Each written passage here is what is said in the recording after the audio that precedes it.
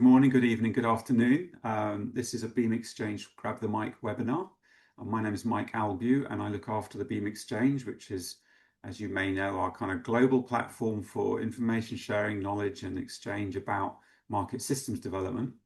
And today I'm very happy to have some very experienced and wise souls presenting this webinar about the Team Leader Competency Framework.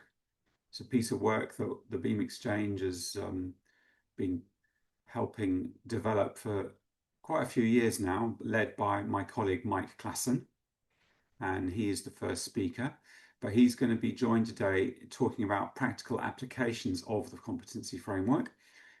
He's going to be joined by Tim Sparkman, who's a managing partner at the Canopy Lab, Marshall Bear, who's an independent consultant and also a member of the Mazi group, and his colleague Fouzia Nasreen, who's also a member of the Mazi group. We've also got Shahroz Jalil, who's currently now a project director at an organization called VisionSpring in Bangladesh. Yes, so if you have questions for the speakers, please do put them in the Q&A box, which you'll find at the bottom of the screen. If you want to chat to people in the audience, use the chat. But if you want to talk to the speakers, use the Q&A. That's where we will go when the presentation is finished in about 30 minutes, when we'll hopefully have plenty of time for your questions and answers. Yeah, thank you. And I'll hand over now to Mike. Thanks, Mike, and yeah, welcome everybody. Really excited. This has been a couple of years in the making. So let me set the scene here a little bit. The first thing I want to do is kind of talk about why build another competency framework. I think there's a couple of reasons why. The first thing, kind of starting with the context of implementing the market systems approach, is challenging. It's difficult, and I think one of the things we've learned over years, if not decades, is that part of doing it well is all about the people, the people on the team, the people on the donor side, the people that are in the market systems that we're working with, and bringing all of those people together, and particularly the program team, depends a lot on leadership. So a few years ago at the Beam Exchange, we kind of kickstarted a bit of a kind of learning journey into what does leadership look like in market systems development? What does it mean? I won't bore you through all the details, but we did a series of interviews. We had a pretty substantial survey. We ran some consultation workshops, and then we kicked off a 6-month process called the MSD Leadership Clinics, which were 6 really in-depth workshops with over 40 kind of senior participants, kind of excavating all different dimensions of leadership. And among other things, one of the key results that came out of that was the competency framework that we're presenting to you today. Now that, benefited from time and resources from some of the folks in the line, from the Beam and DCD, also from the Canopy Lab, and some really useful feedback. There's a web page that we can link to that kind of gives you a bit more of the backstory. But in the end, what we came out with was this framework, which I'll show you the high-level overview. It's kind of structured around these 4 domains of leadership. Each of those domains has 3 or 4 subdomains. The goal today isn't to present you with every single element of the framework. I think the best way to do that, frankly, is to download the resource and kind of work through it yourself. Really what we want to do in today's conversation, as Mike mentioned in the webinar, is to highlight 3 practical use cases. I mean, there may well be more than 3, but I think there are 3 obvious ones, and the team that we've assembled to present kind of represent those. So the first one is about how can a team leader of a program right now, can see from the introductions, there's several of you on this call, how can you use this framework on your own as a reflection tool, as a way to kind of self-assess and help you kind of make sense of this really difficult job. And so Shahroz is going to share some reflections from his experience as a team leader, and he and I will kind of jointly walk you through the domains and kind of hear some of his reflections on how this framework can be useful. The second use case is around a tool for structuring coaching conversations, one-on-one conversations with team leaders. And from that, we'll hear from Tim Sparkman and some of his experience and the Canopy Lab's experience doing exactly that with this framework. And then finally, we'll look at the use case of this framework, which is as one of several inputs to structuring a specialized management training. And so Marshall and Fouzia will explain to us this training that they've just designed is about to run its first cohort next month. So, that's the plan for the webinar, focus on the use cases. And to do that, I want to bring in Shahroz here. And before we start diving into your specific experiences, Shahroz, just thought, if you can take a minute or so just to give a kind of high level reflection, help people understand, like what has your experience been as a team leader? What are some of the contexts you've worked in, and what's kind of been the arc of your leadership journey in MSD? Okay, thanks, Mike. Hello, everyone. Great to be here to talk about this competency framework. My journey into MSD began with a project called Catalyst in Bangladesh back in early 2000. So I've been involved in market systems field for over 20 years. Alhamdulillah, fortunately, I've been fortunate to have worked in different projects with different donors across the globe, from Pacific to Sri Lanka, Africa, East Asia, Central Asia, and with USA, DFAT, SDC. So for me, it has been quite a learning experience, quite a fruitful experience. Interestingly, when I look back at my work in MSD, it's quite interesting to see that most of the projects that I dealt with in a country, in those countries, MSD was being introduced through those projects. So when it came to Bangladesh, Catalyst was the one that was doing MSD. When it was Fiji, MDF was doing MSD. When it was Rwanda, it was IMSAR. So, and in MDRD in Tajikistan. So my context of how to bring about MSD in a country that is new, I think that's where most of my skill sets and my experience will be coming from. It'll be great to share with all of you. Yeah, thanks, Shahroz. So kind of using that as the scene setting, as a kind of place where you've had lots of experience, kind of bringing new teams that are new to the approach together in a project. I think let's start with a first domain. This is really the kind of the core process, managing a portfolio of interventions. So yeah, maybe you could just talk me through, any examples you've had. You're working with teams that are new to MSD. What does it look like to kind of, help them engage with and build up a portfolio of interventions in the first place? I think, well, when you start off with a team of an MSD project, it's crucial that you have the right team on board. For me, what has worked is making sure that we always get the right person to drive those portfolio of interventions. Uh, I was careful in not to introduce too many jargons to my team members at the start of the program. So essentially helping them understand the logic behind the work, why is this working? Why is that not? Um, I think when you break down things in a very simpler format, it's easy to connect with people. Focusing on short-term wins is the other way that I think we generated a lot of wins. When you start off a program, it's easy for you to get stuck in an analysis mode. So getting some quick interventions on the ground helps you connect most of the concept with ground realities. That's, I think, is an important part of the work in getting portfolio of intervention. So I think you need to be properly pacing your intervention in a way that makes sense for people to understand, and not to talk too much about systemic change, vision with the team. That's the way that I did it, and sort of walk them through that intervention. I think the role of a team leader is something that I found useful to be as you evolve yourself. You start off as someone who's part of the team, and as time goes by, you delegate and you get them to do those things. So that has been the way that I have sort of worked in the different countries that I've engaged in. Yeah, thanks. I mean, it's interesting hearing you talk about being careful about the language and the jargon, Shiroz. I mean, we've certainly put that jargon into the framework, but I think that's not to say that being a good team leader is to say the word systemic change in every meeting. In fact, it's the opposite. It's to have that clarity in your own mind of what are we aiming for? How are all these pieces with all these partners fitting together? But then I think as you elaborate in your example, the communication tactic and the relationship building that you do with your team to kind of bring them along well before you shower them with frameworks and diagrams and language. I think that's kind of the one of the key points here about what it means to do this domain well. So let's move to the second domain, which I think builds quite nicely on that. This is all about kind of shaping the team's culture and their learning culture in particular. Can you share a couple of reflections from your experience? What does this look like in practice for you, Shahroz? Yeah, just give me 1 second. I need to sort of clarify one thing.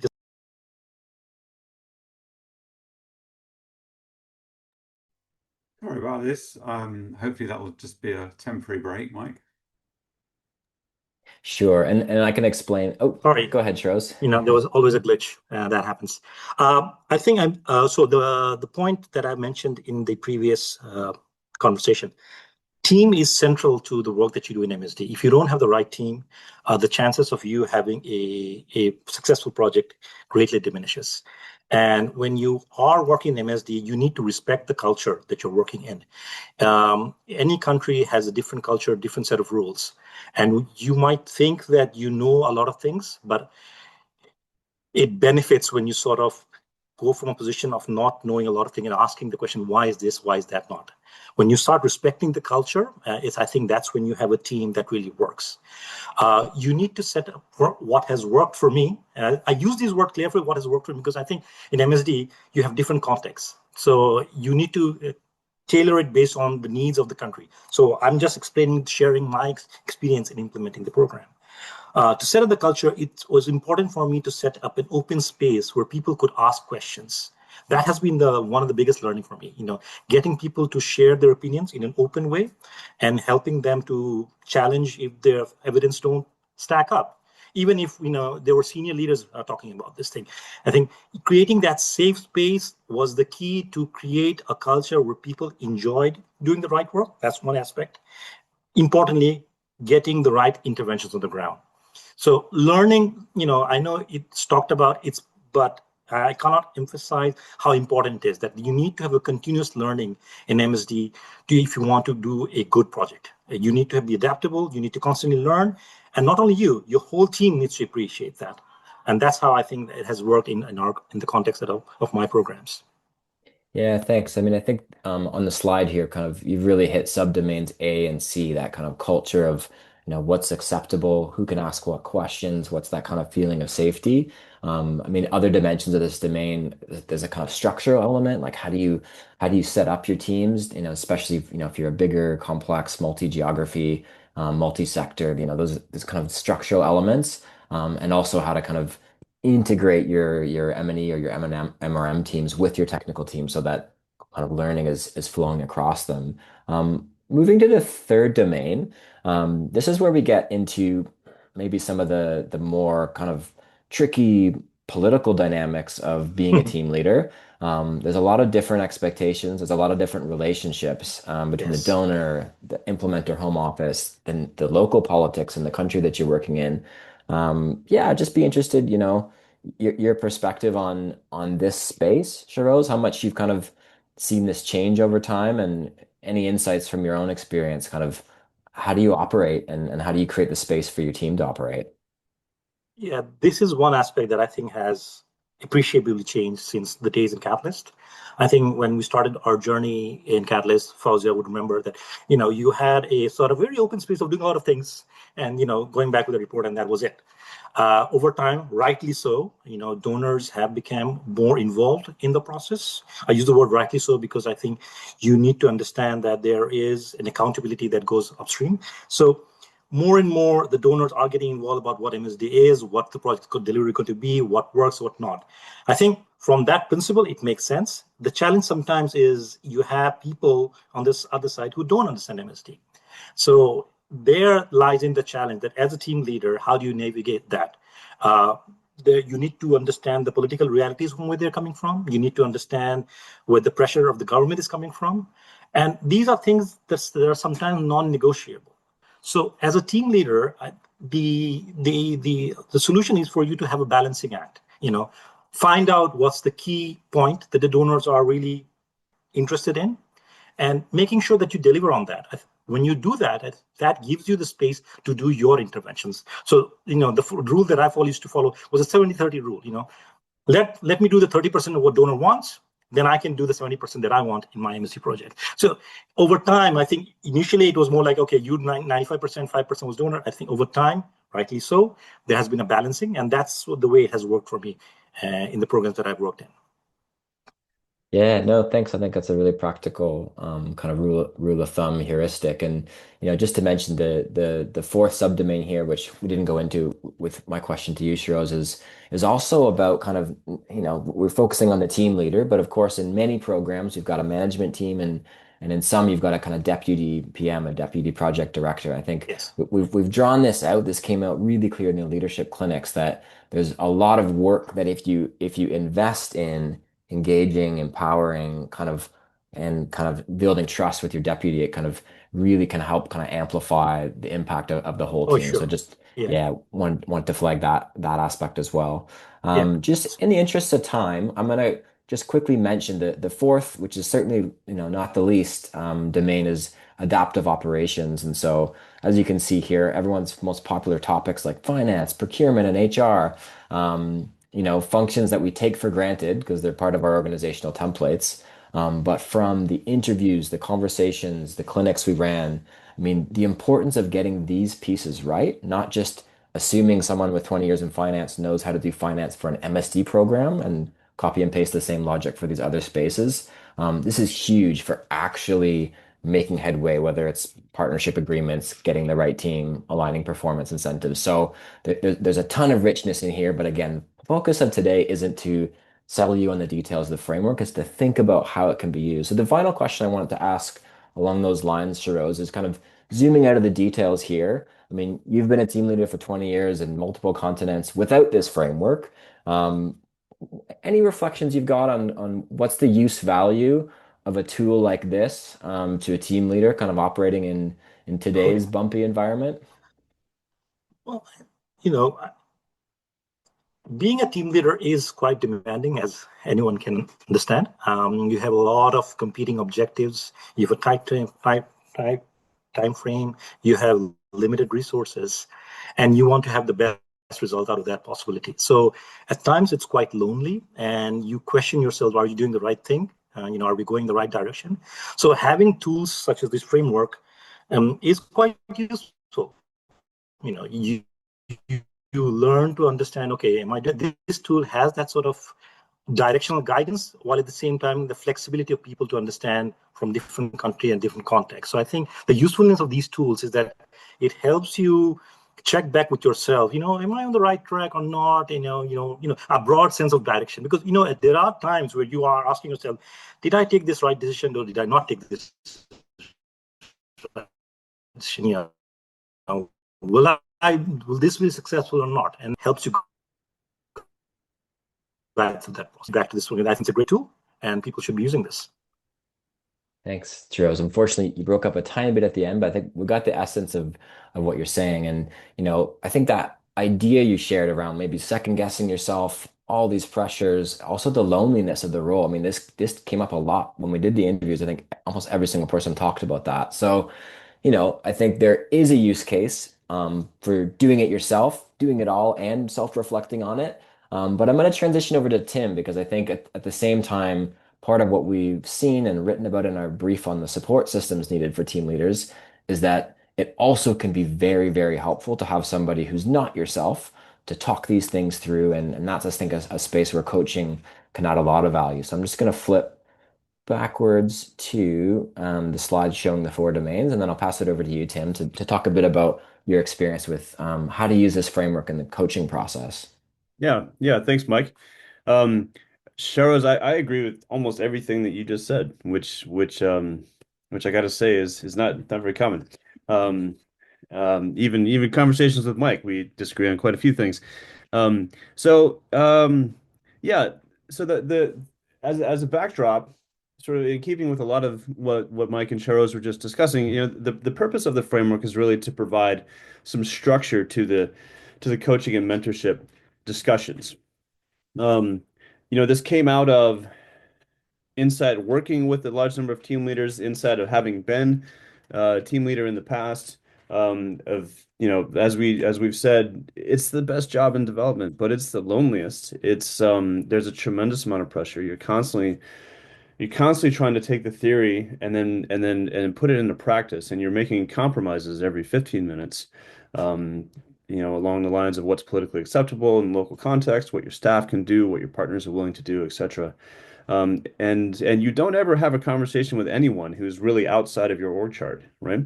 And so that's why we had started to have engagements like this, but we wanted to build a larger framework that was providing some structure for it.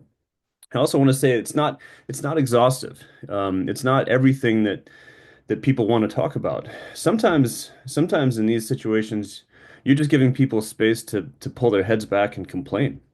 And they do. They say, "Let me tell you about this person back in, procurement or something like that," right? You just back up and say, "Hey, do it. Just get it off your chest." And then you can have a constructive conversation about that, digging into the fourth domain there.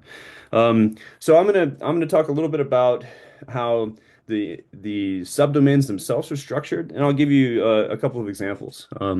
So yeah, Mike, if you wouldn't mind moving a few slides forward. So here's an example of the first subdomain. So it's domain one, the managing a portfolio of interventions, and then the first subdomain where you're looking at the team's capacity to find and manage partnerships.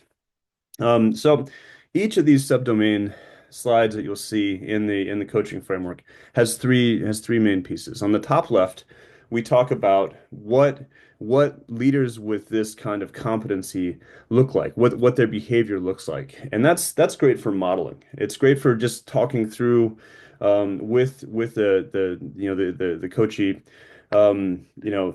When you're doing this is what when a project really has this happening, this is what the team leader sort of exemplifies to everyone else.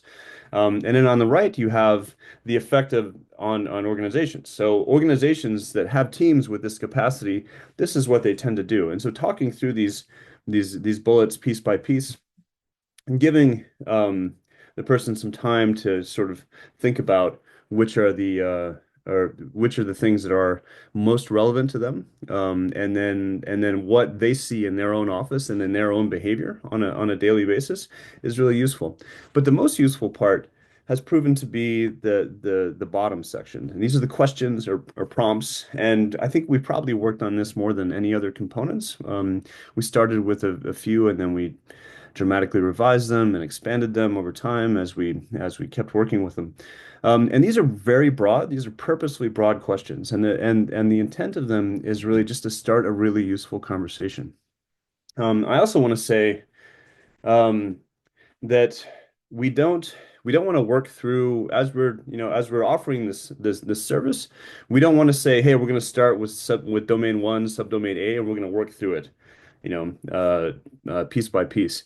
It doesn't have to be sequential. It just has to be useful and relevant. And so one of the first things we do in an opening call is we introduce the broader framework, and we talk through the different pieces, and then we give the person some time to think about what's most relevant for them. And then they come back and say it's going to be this piece and this piece and this piece, right? So it doesn't have to start with like this partnership discussion. It can start with discussions around, finance and procurement, right? Because as Mike and Shahroz were talking about before, the work plan giveth, right? And then crazy contracting rules taketh away, and you suddenly can't, you don't nearly have the freedom that you thought you had when it comes time to actually engaging with a partner, for example. Um, but during the course of these discussions, new priorities come up as well. So an example recently, I've been working with someone who's new to MSD, hired on as a deputy on a program, and he's excellent. He's got tremendous energy, comes from a really interesting background, a mix of like civil society organization work and working with private sector companies, a little bit of work in impact finance as well. So he brings this really interesting set of competencies, but had no familiarity with market systems development whatsoever. So we started the process. We started coaching. We started going through the different pieces. He identified like a little bit of like the learning culture, right, and some of the like finance and procurement rules that he thought were really relevant. And then he went on a field trip with a team member, and he went out to visit a couple of partners, and he came back and we got on the phone and he said, Tim, Okay, I'll tell you, I'm freaked out. I'm freaked out because I realized that like we're gonna live and die on the strength of our partnerships. And I was and he's like this is really worrying me. What can we do about this? And I said, man, welcome to MSD. Like that's the point, right? And like this is we chose this route, right? Because this is what we think is going to lead to a more sustainable, scalable impact in the end, right? Instead of just doing it directly. So this is like the main ingredient in the cake that we are making. So let's talk about this because this freaks everybody out. Everybody who's in any position on an MST project will at some point over stirring their coffee together in the morning will say, "Good Lord, I don't know if this is going to work." And it comes down to whether or not they think their partners are really going to deliver. So, when he came back from that trip, I said, okay, great. You know what? Let's go back. Let's go back to the first subdomain and let's talk about this, right? So, let's talk through it. What are you seeing on the project? Like, how fast are you able to get the partnerships up and running? How much time does it take between that first conversation and actually signing the deal, right? And then moving forward. What about the volume of partnerships that you're producing? Like given your estimates about like the impact of each partnership, you can project the number of partnerships that you need. And then you can give your team members some targets, which can be helpful. Some of them don't need it and some of them do. But it can be helpful to get things moving. Um, and so the framework um, I think it's probably missing a couple things here and there, but generally is pretty good at anticipating the types of issues that you'll see come up. But Mm. you shouldn't expect to work through it sequentially. Again, it just needs to be relevant. It needs to speak to the needs of the people that you're working with. And then let me give you just sort of as a finishing thought here. Um, be careful to not allow the conversations to turn into like a management check-in because that can happen accidentally and has happened with work that I've done in the past. Um, where you're dealing with someone who's just used to like every meeting is like boom, boom, boom, boom, boom. This is what I'm doing, this is what you're doing, this is what we have to do. Okay, let's go. And if you're not careful, these conversations can turn into that as well, where they're basically like reporting to you because that's what they're used to doing. Okay, this is what I'm working on. This is going well. This is not going well, etc. Blah blah blah blah blah blah. And you have to find a way to help them pull their heads back from that a little bit and think about like okay, like that this is important. You have to do your job, and there's a systematic way to do your job, and then there's the systems thinking that needs to come into your job. So let's focus on that instead, right? And so trying to help them take a breath, pull their heads back a little bit, think a bit longer term, and get out of the day to day that everybody falls into because, they'll like be in a situation where they have 7 hours of, 8 meetings back to back, right? And I don't know how anybody actually gets anything done with that kind of a schedule, but you see it repeatedly, right? They don't even have time to really ingest the notes, or digest probably the not ingest the notes that they've written during those meetings. But the purpose of the call is not just let's get stuff done, right? The purpose of the call is to give people space to think about how they do their job as well as they can, right? And how they influence their team to do their jobs as well as they can. And so it's good to, Yeah. to keep that in mind and to help people kind of pull back from the just like we're getting things done mode. Thanks, Tim. No, I think that's really, those examples, really bring it to life. And I think you've kind of articulated two important pieces here. Like one is the value of that space to slow down and to think a bit more strategic, and that you might have to actually work to create that. I think that's such a good point. I think the other part about kind of the coaching use case here is like the ability to do a kind of extreme tailoring to exactly what's happening with that person at that moment, the kind of just in time nature that you're able to process and reflect on that field trip. You couldn't have anticipated it. You couldn't have put it into a 6 month plan that in February that was going to happen. You needed the flexibility. And I think because of all the pressures, what Shahroz was saying, all these expectations, all these choices and these decisions. That's one of the reasons, many of us here on this call kind of believe that coaching has got such a key role to play in supporting the development of leaders that are in the team leader role. And I think as we transition to the final use case, I think the important point here is not to say it's about coaching versus training. I think we want to talk about training, and I think it's training and coaching, right? Because there are certain things you can do when you've got people out of the workflow for 5 days in person, like Marshall and Fouzia are about to get, that you can focus in a different way. But it doesn't mean that when they get back into the workflow, they're still going to need the coaching just as much as the next person. So let's turn it over to Fouzia. I think is going to start us off by just briefly telling us about this new, quite specialized MSD management training. And I think then she'll pass to Marshall to kind of talk through an example of how this framework was useful kind of in the design process. Thank you, Mike. Yes, a quick introduction on the program.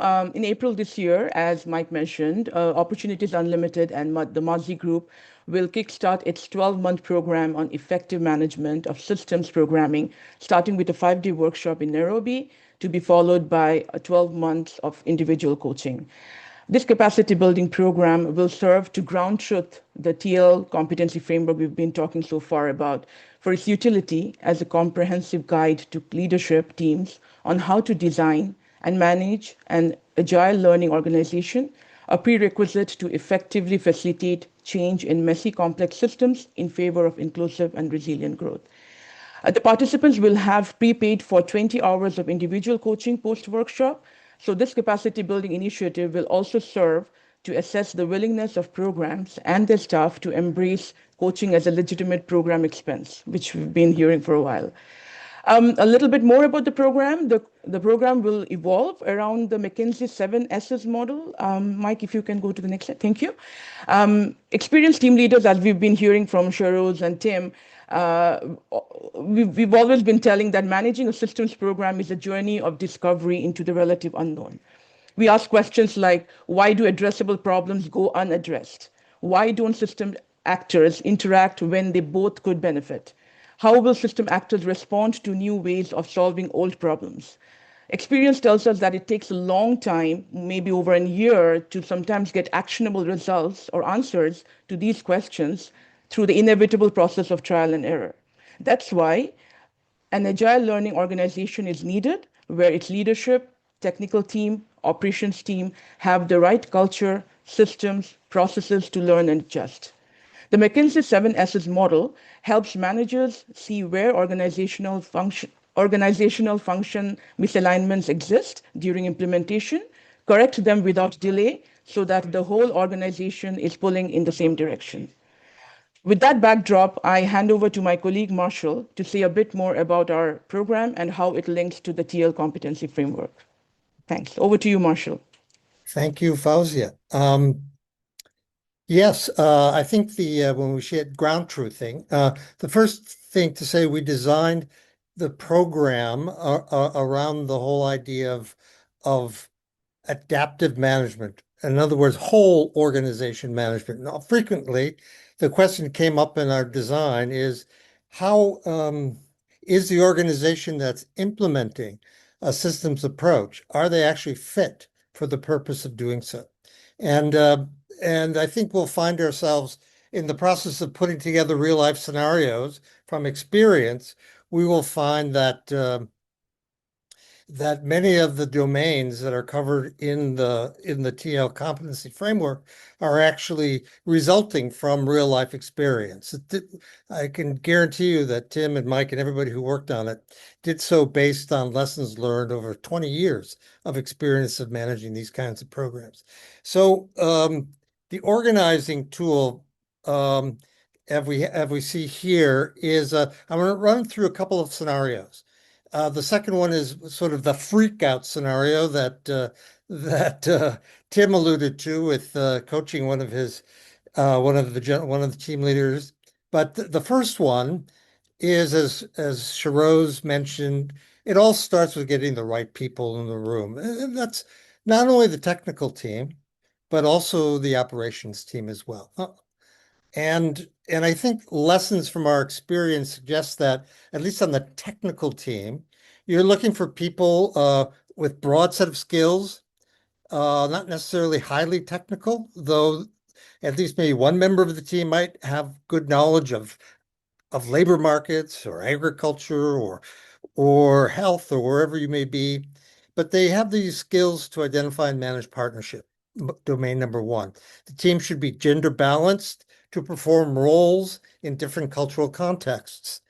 The numbers of staff obviously depend on the scope of the program, but they are there to fill temporary roles as facilitators in a system.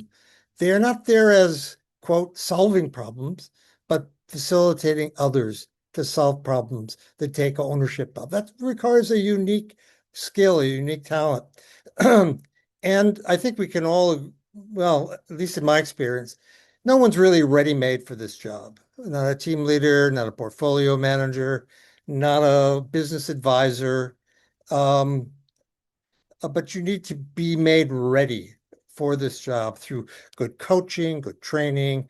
And so I think that's really important. So if we could put the Mike, if we could put on staff. So, but staff is, and the type of staff you have does not exist in an organizational vacuum. There's a staff and everything else is doing their own thing. Absolutely not. So to be fit for purpose, you have to have the right kind of skills. And I mentioned those people who are problem solvers more than technocrats, people who are very comfortable with ambiguity, since both of the systems in which we work, there's a desert of information, a data desert. You have to be comfortable with that.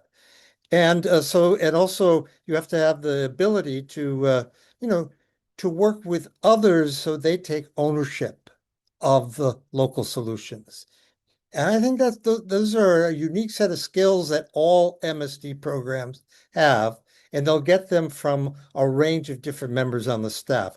Now, as for style, as Shahroz mentioned, you really do have to have an open and honest inquiry. So closed doors and and high degree of facilitation, good communication among many different audiences, and a particularly high degree of emotional intelligence is very important for the overall style of which the organization, style or culture. Culture starts with a C, so it wouldn't fit into this framework. So style is the use of that term, the definition of that term. But let's move on to structure, or structure. Yes, where what kind of structure are you in? Are you in a traditional command control structure with a high degree of a hierarchy and multiple levels, where information doesn't flow? Or you have a more of a bottoms up or a reverse organogram that that ensures that the information flows through a flat organizational structure. If you have that wrong, the other three variables aren't going to work. And the same is true with resources and systems. You have the systems and then in place. I don't know if that clicks on red, Mike, or not, but there we go. That find that balance between compliance, accountability, and flexibility. We talk about how important it is to be flexible, but yet those rules are in place for reasons. So how do you find that balance? And so when you crosswalk this with the competency framework, you'll see that it really does focus on complements managing across functions. You can look into every subdomain and you'll see how important that is. Find that balance between compliance, accountability, and flexibility. And that requires unique types of people in those roles. And then two, shaping a learning culture of the organization. Again, that's reflected not only in the people, but the structure and the systems that support those people. Now, do I have time? No, I think I think I we're out don't of have time, any Marshall. time. Sorry. So I know the second one's yeah, a that's juicy fine. one, but Uh, we'll leave it hanging for people who are kind of interested in. I know you guys are full for this current cohort of the course, which is great, but Yeah, thanks. Thanks everybody. I mean, I think the point here is to show, we built a competency framework, 8 or 9 years ago at Beam that focused a lot more really on the skill and style that Marshall just talked about for a kind of general practitioner. Today we're presenting what does that leadership framework look like? And I think as several people have mentioned, Tim's talked about, it's a work in progress. There's probably bits that we can improve. And I think, as Shahroz and Marshall have mentioned, it's a lens, it's a way of looking at things. And the purpose here was to show, you can use it for self-reflection if you're in a pinch and you're pressured and you just want a bit of a reference point. If you can access resources for a coach, so much the better. And if you've got the time and the space and the planning to get yourself into specialized management training that's kind of anchored in this kind of framework, I think that's another, all important parts of the learning process. So, Mike Albee, I'll turn it back over to you to pull out some of the questions. We had a lot sent in before, and encourage anybody who's still on the line, over 100 people, throw in some questions, throw in some reflections. We'd love to hear kind of what sense you're making of this and what questions you have for us. Yeah, sure. Thank you, Mike, and thank you, Shahroz, Fouzia, Tim, Marshall. Let's get some questions and answers going. I want to start with the one that's been posted by our old friend Julian, which is in a simple sense. What is it? Or what Julian observed that the domains remind him very much of perhaps generic leadership competency frameworks. Where do you think this framework will be most valuable as a guide? Is it mainly in mentoring, or how else do you think it can be used? What do you think about that?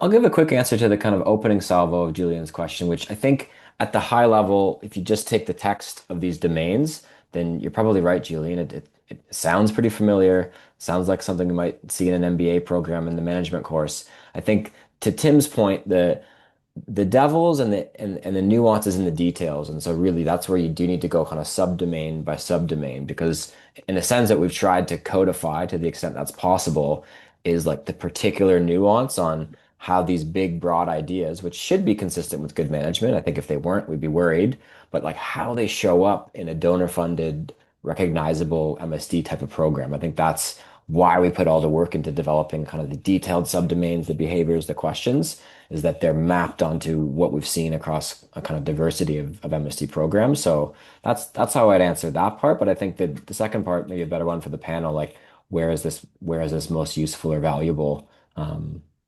Put through that one to others.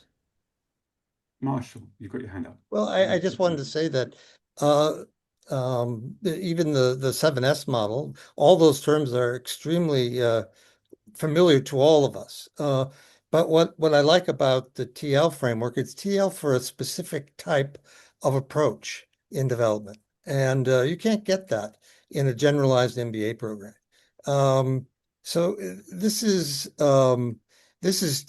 diving much deeper into the real world reality when you take a systems approach to development. And so I think it's useful for coaching. I think for us, it was very useful for training and as a way of actually guiding leadership teams in thinking about what does it mean to create an agile learning organization fit for the purpose of systemic development.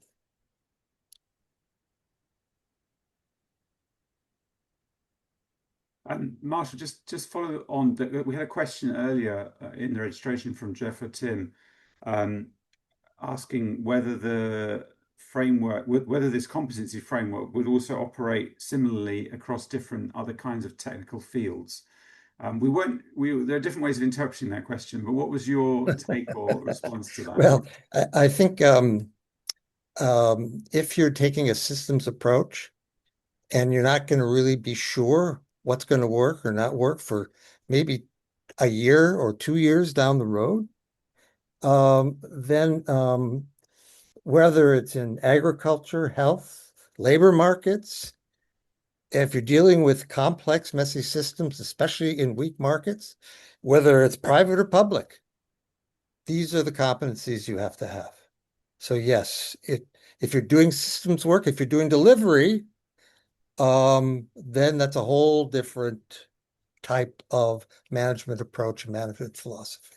The other interpretation I would ask of that question is, many of you are technical people who are thinking of actually transitioning into management. Now, that's a tough transition. I speak from experience. As technical people, you go into the weeds until you get so lost that you can't remember where you are, until your team leader hopefully pulls you out of the weeds. Now, if a team leader goes into the weeds, they'll be just simply duplicating and second guessing all their technical folks. So how do you set a vision? How do you manage against that vision? How do you raise good questions? How do you guide people? These are not necessarily the strengths of technical people unless they also have those kinds of attributes.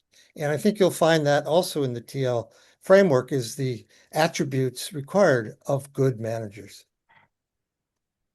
Fouzia, could you pick up on this? Because we had another question from Philip Okafor, who was asking, what are the do's and the don'ts for MSD leaders looking at, and in particular, actually, he referred to the current donor landscape, but maybe just picking up on what Marshall was saying. Yes, I think with the given landscape of what's happening in the donor world, with it or without it, like what Shahroz was mentioning, what Marshall is mentioning, I think as a team leader, to maintain a relationship with the donor that is not always about accountability, but also of a sharing problem-solving nature is very key. And I think given the more these days, what we're hearing about budget crunches and this, and maybe donors that sometimes becoming more impatient for results, I think as a team leader, it's very important to be honest and clear of what it really means to deliver systemic change, and that maintaining an agile learning organization comes with certain cost, and that has to be clear from day one. As a don't, I would say one of the don'ts, I think, which I see some of the programs jumping in, is like getting into a wishful list of sectors they want to cover, which is not always possible. So be very careful about what you're committing to and what sort of context sectors have, and be careful about, hand picking some where you can actually deliver. These would be some of my thoughts on this one. Thank you. Thanks, Fouzia. Shahroz, I have a question for you, which also came in earlier. It's about the visibility of programs. This has always been an issue in MSD. Yes. How do we manage donors' expectations about the visibility that programs have without compromising the entry or the engagement of private sector actors? Thanks, Mike. I wish I had a straight answer, but like everything in MSD, the answer is a bit messy. Sorry, is my internet, is that stable? Are you hearing me well? Because there's We're hearing you fine.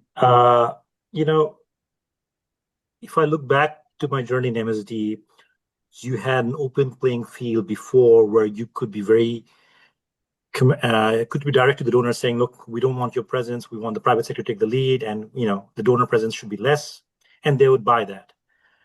Over time, that sort of thing has gone out of the window, and you need to appreciate where the donors are coming in. So as a team leader, I think it's a spectrum. What has worked for me is that finding out which interventions that I want to protect, where I want it to be more private sector led. And, so it's more about making sure that even though there could be some sort of closed door launch events and the press visibility is less, supported by XYZ, that's one way of maintaining donors' interest, because you do need to make sure that donors' priorities are there. So for me, the answer is it's a balancing act. There are areas where you can go all out with donors' visibility because there's less sort of traction required. But in cases where there are key interventions where you want the markets to adopt and take it forward, that's where I have that negotiation with the donor. Because remember, you are utilizing your social capital with the donors every time you go back to them with a sort of a conversation, and you need to use that social capital very wisely. So you use it here, you use it here, and you get that social capital when you have successful intervention. So as a team leader, you juggle between this social capital and make sure that, okay, when it comes to visibility, let's us give a tip here, I'll push back and push this. So that's the messy answer that I can give on that. Thank you. That's very helpful. Tim, I'd like to turn to you. we had a question earlier about the tools, methods, and resources that you would recommend for people who are mid-level practitioners wishing to develop their MSD leadership skills. And I don't know whether it's quite the same question, but anonymously, someone has asked, what might I need to unlearn and relearn to apply MSD properly? I saw that second question on there. I thought that they're both great questions. So let me touch on the second one first, very very quickly. The thing that, in my experience, the thing that people one very unnecessary barrier that people sometimes impose is that they don't feel like they have the freedom to be opportunistic. They feel like they need to be following a work plan. They feel like everything that was agreed at the beginning is what they need to be doing. And I always tell people, like, to be at the beginning of a project, I say, listen, the thing that you're going to be most proud of by the end of this project is nothing that you can anticipate right now. You need to be open to interesting new things that come up. You need to train your staff to be constantly looking for these opportunities and to be bringing them back, and you need to take them seriously. And if you have a good partner who you supported before and they finished, you can support them again. Just because you did it before doesn't mean you can't do it again. Sometimes procurement people will say, but we can't do the same one. And you just say, well, that's not your job. Your job is the paperwork. Um, so that openness to being opportunistic is important and can be a difficult sort of mental leap sometimes for people to make. And that kind of relates a little bit to answering the second question. The second question reminded me of a situation when I first started working on a project in the Western Balkans a few years ago. One of the team members, like the first week I was there, one of the team members, an intervention manager, marched into my office and she said, I want to be an expatriate advisor in 3 years. How do I get there? And I was like, okay, first, you did yourself a tremendous favor by just walking in and telling me, right? That's great. If you didn't tell me, I wouldn't know. Part of my job is to bring out the best in you. And so if that's what you want to do, if that's where you want to go, let's work on that. So I would say the first thing that if you're a mid-level professional, you're looking for resources to be able to kind of increase your capacity and to set you on a trajectory, your manager is probably the best resource that you have. And so have that conversation with your manager. And if your manager says no, well, that's bad, because it's part of that person's job to make you great. But that's not it. I mean, there are tools that are useful for that. On the Beam Exchange, there's the broad MSD competency set that Mike and other people worked on years ago, and that we kind of built on with Julian and other people to make the team leader competency framework. And that's very useful. You can find it on the Beam Exchange.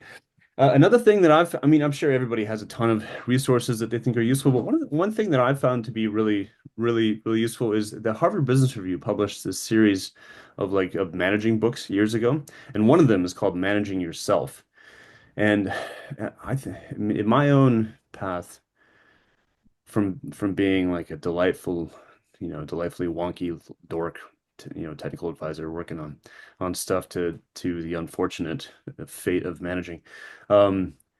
Maturing as an individual has been central to that process. And those of you who've known me for some time can probably, I hope, anyway, can attest to some progress in that regard. That Harvard Business Review book, Managing Yourself, is a great resource for thinking through that path of growing as an individual, and then using that growth to become a better manager as well. So that would be the couple pieces of advice that I've got.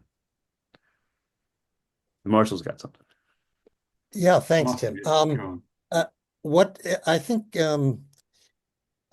we're also highly educated and so analytical, but I think what you need to learn to be is a very good how to be a good facilitator. In other words, how does one help others take ownership of new ideas that may have come from different sources? And so Getting to Yes is another Harvard publication. It's about mediation and understanding the skills of mediation and negotiation. Those are extremely important skills to be an effective facilitator. There's a great process there, how to engage with people, how to raise questions, how to look for the win-win, and oftentimes, especially in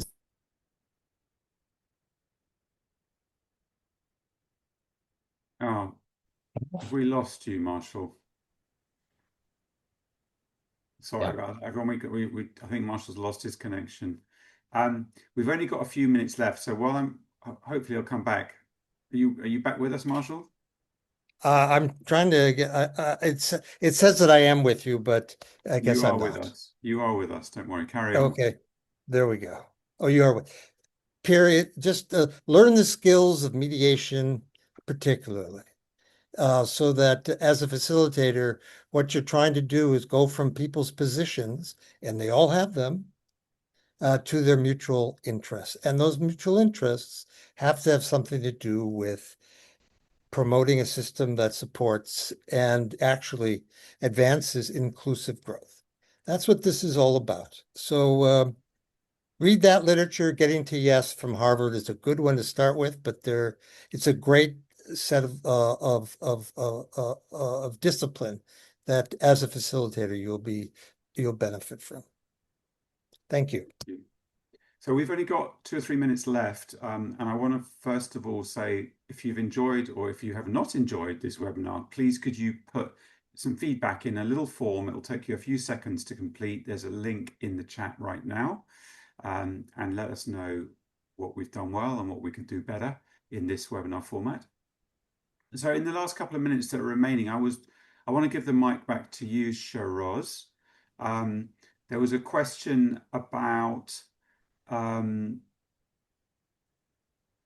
it wasn't really a question. It's a reflection about the comments you were making about the importance of the local cultures in which we work and the importance of respecting and working with that. And maybe if you've got a minute to expand a bit more on that point in a helpful way, that would be really nice to hear. Sure. Means, as I mentioned, my work experience had allowed me to go to different countries, and appreciating culture is probably the biggest learning that I've got by working in all these countries.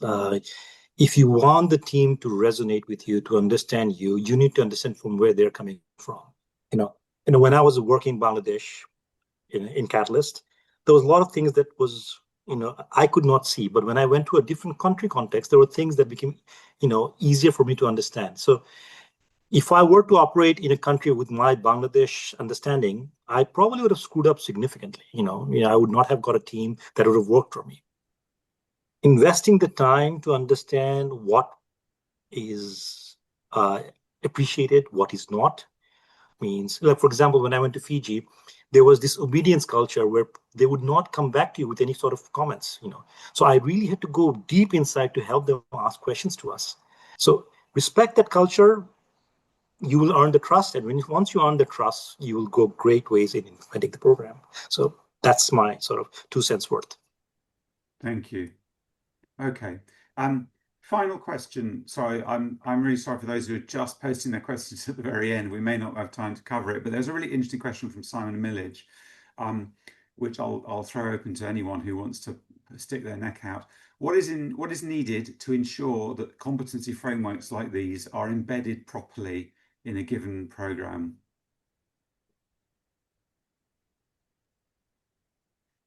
I can kick that off. I've spent a lot of time, too much time thinking about these kinds of questions.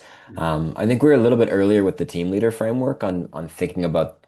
I think what you're getting at, Simon, is the organizational change process, right? And particularly not at the project level, but at the level of an implementing organization that runs a whole portfolio of programs.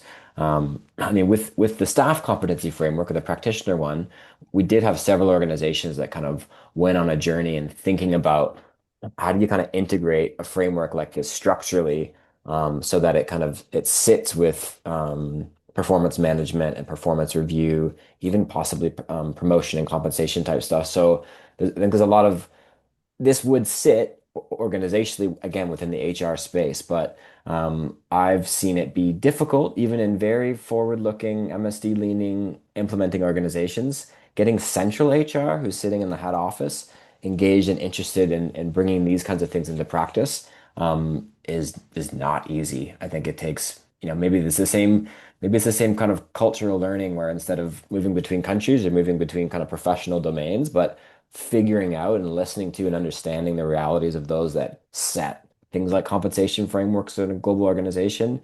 I'm still learning a lot about how do you do that, but I think, that's one of the keys. I mean, I think how do you meaningfully drive adoption of this? Like partly why we did this webinar this way is like I think you got to seed it from the bottom up. You have to show there's demand from team leaders who they want investment, they want coaching support, they want structured ways of thinking about their learning. And then you got to be clever and politically savvy of how you make it serve the organization's broader goals. And if anyone's got tips on that, hit me up because I think that's going to be a pressing question in the next couple of years for kind of making this come to life, not just in like isolated great individual projects, but at kind of scale across portfolios. That's got our work cut out for us. All right, Mike, I'm going to post your email address in the chat for anyone who wants to send you any thoughts or suggestions or ideas. I know you'd be very keen to hear them. We've run out of time, guys. I'm really sorry. Thank you. It's been fascinating, really interesting, very well presented. And thanks to everyone who came along and listened and asked questions. I'm sorry we couldn't cover every question there, but we did the best we could. I hope that, if you're interested in this topic, you'll keep using the framework. You'll find it on the Beam Exchange. There was a link in the chat, but if you look on the Beam Exchange, you'll definitely find it. Also, take up some of the offers that you've heard about in this fascinating training space because this is going to run and run.